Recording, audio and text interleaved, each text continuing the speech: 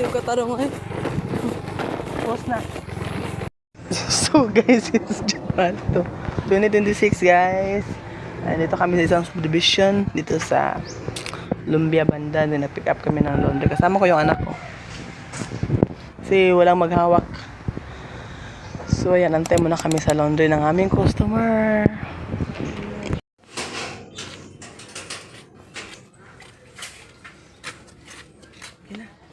Guys, dito nga pala ako sa likod ng bahay ng kapatid ko.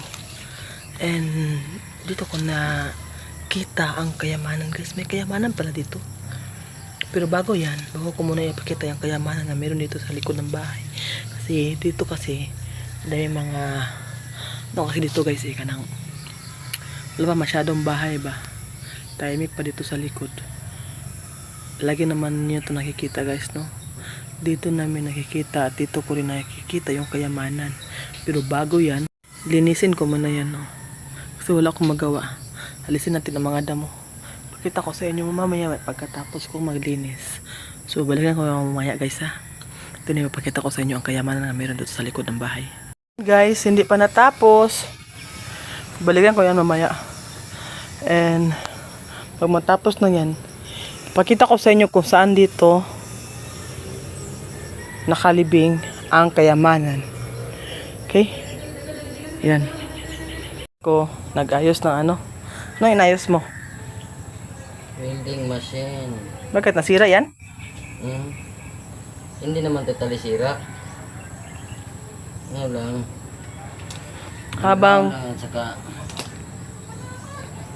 Habang nag-aayos siya dyan, may watcher, may tagabantay siya. Kasi sinabihan ko siya, bantayan mo yan ha. Baka may makalapit dyan nga binaba eh. Yan. Kanina pa yan. Lang imik. Yung weather ngayon ay medyo wala masyadong init guys. Iwan ko ba, tila uulan yata siguro ngayon, no? Wala masyadong init, makulimlim yung panahon. Yan.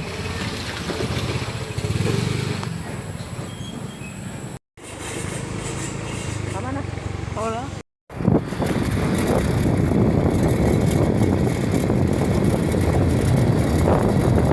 Guys, ngayon magluto tayo ng ulam.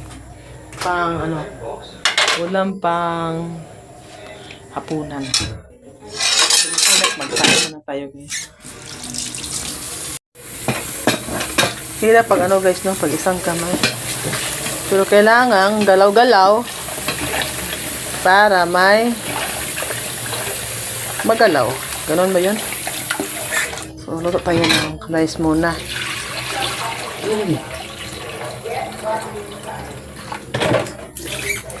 Dahil lang. Tutuin ko pala ngayon guys ay paksyo na isda. So balayan ko yung maya guys kasi may gagamit sa ito yung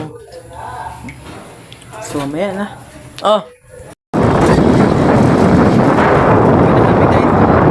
Ibang araw na naman to guys. Galing kami nag-deliver ng laundry and then pauwi na kami ng asawa ko. Hindi na kami pinuntahan pang iba. So ayan, ewan ko ba kung anong pinagsasabi kong oras na yan. Basta marami akong pinagsasabi, kaya lang ang ingay kasi ng motor, so hindi niyo marinig yung pinagsasabi ko. Dumaan kami yan ang daanan namin pa uwi. Yung daan, natatawa kasi ako guys, kasi yung daan siya, pababa at saka rough road pa. Then nakaupo ako ng nakatagilid. Medyo nakakatakot pero tinatawanan ko na lang. Ha?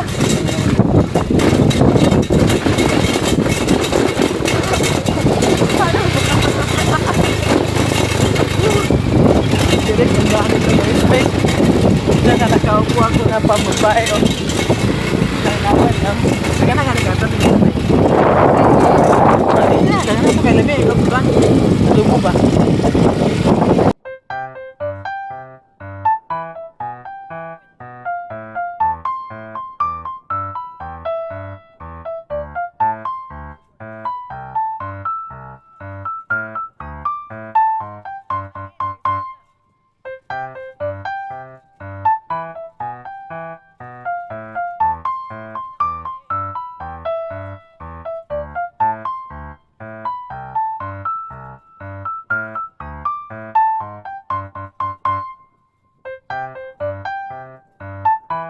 Paano kaya niya yan ma-handle yung baka? Kasi yung PC na nasa ilong niya na ano kasi na ano bang tawag yan, nasangit sa Tagalog guys. Oy, basta yun na. Subutin na lang na alis niya. Pinalapit niya sa mama niya. And then, inalis niya yung PC na ano sa ilong. Guys, ipapakita ko na sa inyo kung ano talagang kayamanan meron dito sa likod ng bahay. Dito tayo dadaan kasi dito ako una nag-video. So, first portion guys, ang kayamanan na meron kami dito ay may lemon setso kami, pero hindi pa siya nagbunga, at least tumubo na. May ano bang tawag dito? Lemongrass kami dito guys. Another lemon at may mga sili or chili. Kaya lang ito na ano ba tawag, nauupaw, na nalalagas. Pero babalik din yan. Hindi yan mamamatay, babalik din yan. Ito mga chili dito. Then doon tayo sa likod banda.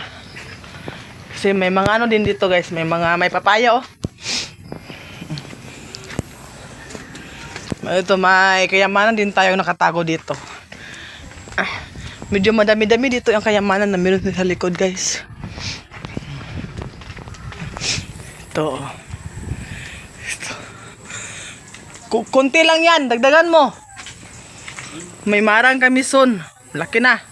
May lemongrass kami, malunggay. May pinya, yung niyog lang namatay kasi kinain ng baka. So, hanap pa tayo ng mga kayamanan, mga damit namin oh. Hanap pa tayo ng mga kayamanan guys. Ito, ano bang tawag nito dito? Dahon ng kamote. Kamote tops. Yan, oh, ito. Ito yung sinasabi ko sa inyong kayamanan sa likod ng bahay. Maraming sustansyang makukuha dito. Ha?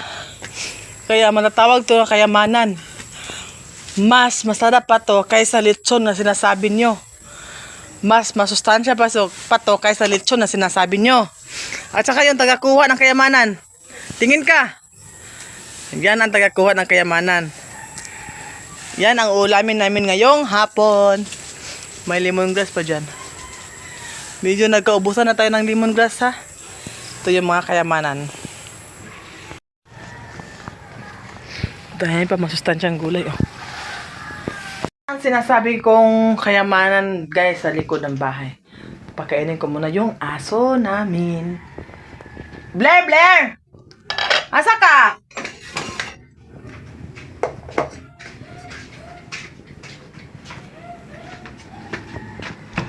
Tagaan sa mama ko, sabi mo ko. Pulan kay ka. Ha? Pulan kay ka ko. Iya ba dito? Ha? Tabayan ka na. Ano mo cellphone kiniyan? Hinay, bahinay. So guys, nakasaing na ako lahat-lahat. Pinakain ko na una yung aso kasi hindi sila nakapang tanghalian guys, no? And then dito ko na lang tatapusin ang video nito guys. See you to my next videos. Thank you. God bless everyone.